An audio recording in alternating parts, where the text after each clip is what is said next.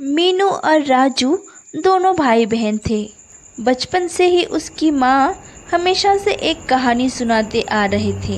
एक दिन फिर से मीनू और राजू सोने के लिए अपने माँ के पास आ जाते हैं और उनसे कहते हैं, आओ बच्चों मेरे पास लेटो, तब मैं तुमको बताऊंगी मुंह नोचने वाली चुड़ैल के बारे में। बच्चों, मैं कितनी बार बता चुकी हूँ कि ये एक कहानी नहीं है, असल में ही एक मुंह नोचने वाली चुड़ैल रहती है।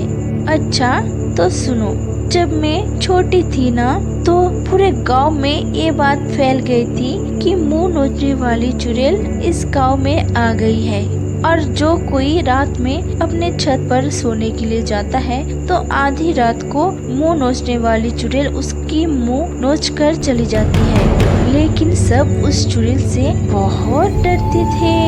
सबने अपने अपने घरों की छतों में सोना तक बंद कर दिया था और एक दिन अचानक से वो चुड़ैल गायब हो गई थी और दोबारा कभी भी नहीं दिखी। सबका यही कहना था कि हमारे गांव में एक मीना दीदी रहती है, उसने लकड़ी के डब्बे में उस चुड़ैल को बंद कर लिया था और उस डब्बे को जंगल के बीचों बीच कहीं छोड़ दिया था।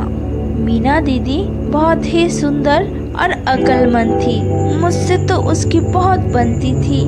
ये बातें सुनकर मीनू और राजू बहुत हंसने लगते हैं और पीछे उसके पापा खड़े थे और गुस्से से उनको बोल रहे थे, अरे तुम दोनों को पूरा रात कहानी सुनना है क्या? सोना नहीं है, जल्दी से सो जाओ, सुबह स्कूल भी जाना है। अरे मैं तो बच्चों को थोड़ी कहानी सुना रही थी, अब गुस्सा क्यों हो गए हो? ठीक है चलो सो जाते हैं और रात भी बहुत हो चुकी है। फिर अगले दिन सुबह होते ही मीनू और राजू की मम्मी शीला बोलती है, बच्चों तुम लोग हमेशा से कहते थे ना कि तुम्हें मेरा गांव देखना है। कल हम लोग हमारे गांव जा रहे हैं। बहुत दिन हो चुका है, मैंने अपनी माँ से भी नहीं मिली और तुम लोगों की 5 दिन की छुट्टी भी है स्कूल में और मैंने और तुम्हारे पापा ने कल के ट्रेन की टिकट भी बुक कर ली है। अरे वाह, क्या सच में पापा? राजू, फिर शायद हम वो मुंह नोचने वाली चुड़ैल से भी मिल सकते हैं। अरे बच्चों, चुड़ैल का तो कोई पता नहीं, लेकिन तुम्हारी नानी तुम्हें बहुत याद कर रही है। उनसे मिलकर तुम्हें बहुत खुशी होगी। अगले दिन मीनू और राजू अपने मम्मी पापा के साथ गांव में जाने के लिए निकल जाते हैं। अपने नानी माँ के घर पहुंचकर उन सबको बहुत अच्छा लगता है और उसकी नानी उनकी बहुत खातिरदारी भी करती है। बच्चों और बताओ, तुम लोगों को और क्या खाना पीना है? मैं तुम्हारे लिए एक से बढ़कर एक व्यंजन बनाऊंगी। और तभी एक लड़की उनके घर आ जाती है। वो लड़की मीनू और राजू से थोड़ी ही बड़ी थी, लेकिन देखने में बहुत ही सुंदर थी। अरे माँ, ये कौन है? अरे बेटी, तू इसे नहीं पहचान सकी? ये मीना की बेटी कोमल है। मीनू और राजू, ये तुम दोनों के साथ खेलने आई है। मैंने जब मीना से कहा है कि तुम लोग आने वाले हो तब वो बहुत खुश हुए। हाँ मीनू और राजू, चलो मैं तुम दोनों को गांव दिखा कर लाती हूँ। और हाँ, हमारा गांव बहुत ही ज्यादा सुंदर है, तुम्हें बहुत अच्छा लगेगा। चलो। मीनू, राजू और कोमल गांव में घूमने के लिए निकल जाते हैं। वैसे माँ, मीना मेरे आने की बात सुनकर खुश हुई क्या? हाँ बेटी, और आज शाम को तुमसे और दामाद जी से को मिलने भी आएगी। ये सुनकर शीला बहुत खुश हो जाती है और एक तरफ कोमल उन दोनों को लेकर गांव में टहल रहे थे।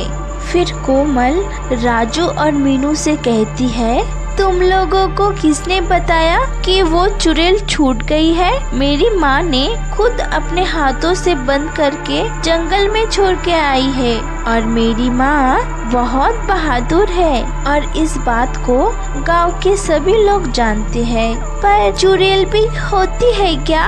ये तो मुमकिन नहीं है। मीनू, बिल्कुल होती है। अगर तुम चाहो तो मैं जंगल में तुम्हें ले जाकर वो बक्सा भी दिखा सकती हूँ जिसे मेरी माँ ने कैद किया था। पर तुम उस बक्से को दूर से ही देखना, ज्यादा पास गए ना तो वो तुम्हें वश में कर लेगी और तुमसे बक्सा खुलवा देगी, समझे? हाँ ठीक है, फिर हम सिर्फ दूर से ही बक्से को देखेंगे। ठीक है, तो चलो फिर। कोमल मीनू और राजू को लेकर जंगल की तरफ चली जाती है। काफी देर चलने के बाद उन तीनों जंगल के बीचों बीच खड़े हो जाते हैं। क्या हुआ कोमल, हम लोग यहाँ पर रुक क्यों गए हैं? मीनू, हम पहुँच गए हैं, अब यही रुक जाओ और इस झाड़ियों के पीछे छुपकर देखना, ज्यादा आगे मत बढ़ना। तीनों झाड़ियों के पीछे से देखता है और उन्हें एक बक्सा दिखाई देती है। देखा, यही है वो बक्सा जहाँ पर एक मुंह नोचने वाली चुड़ैल कैद है। फिर अचानक से राजू उस बक्से की तरफ जाने लगता है। अरे राजू, तुम मत जाओ वहाँ पर। राजू वापस आ जाओ, राजू मत जाओ। राजू को उस बक्से के अंदर से एक डरावनी आवाज आ रही थी और उसे अपनी तरफ खींच रही थी। राजू, राजू, इधर आओ, राजू। वो आवाज सुनकर राजू उनके वश हो जाता है। अरे राजू उस बक्से की तरफ क्यों जा रहा है? लगता है कि उसने राजू को वश में कर लिया है। अब हम क्या करें? हमें यहाँ से जाना होगा। क्या? पर हम राजू को छोड़कर कैसे जा सकते हैं? हम अभी कुछ नहीं कर सकते मीनू, हमें घर जाकर माँ को सब बताना होगा, वही कुछ कर सकती है। और जल्दी चलो, इससे कि बहुत देर हो जाए। कोमल मीनू को खींचकर जंगल से बाहर ले जाती है और वहाँ राजू जाकर उस बक्से को खोल देता है और बक्से के अंदर से एक डरावनी चुड़ैल निकलकर बाहर आती है और आते ही राजू को धक्का देकर गिरा देता है और बहुत जोर से गिरने पर राजू वहाँ पर ही बेहोश हो जाता है। अब आएगा ना मजा। इतने समय बाद मुझे आजादी मिली है। कब से मैं इस छोटे से बदबूदार बक्से में कैद थी। अब मैं इस गांव का हर एक आदमी का मुंह नोचूंगी और सबसे पहले उस मीना का, जिसने मुझे कैद किया था। चुड़ैल मीना को ढूंढने के लिए गांव आ जाती है और उसे रास्ते में जो कोई भी दिखती है उसका मुंह नोच लेती है और कोमल और मीनू वापस अपने गांव आकर सब अपने माँ को बता देते हैं। वहाँ पर उसकी नानी, माँ, बाबा सब थे। क्या? ये तुम लोग क्या कह रहे हो? अब क्या होगा? हे भगवान, तुम लोग वहाँ पर क्यों गए थे?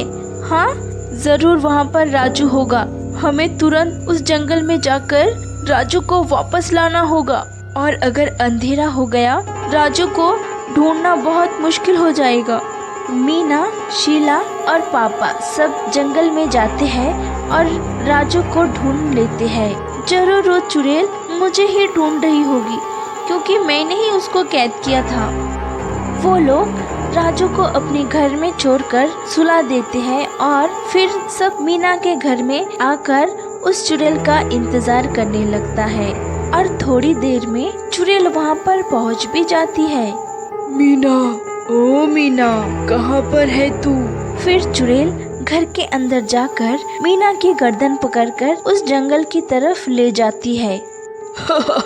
आज मैं तुझे नहीं छोड़ूंगी मीना की बच्ची, और तुझसे कैद करने का बदला ले लूंगी।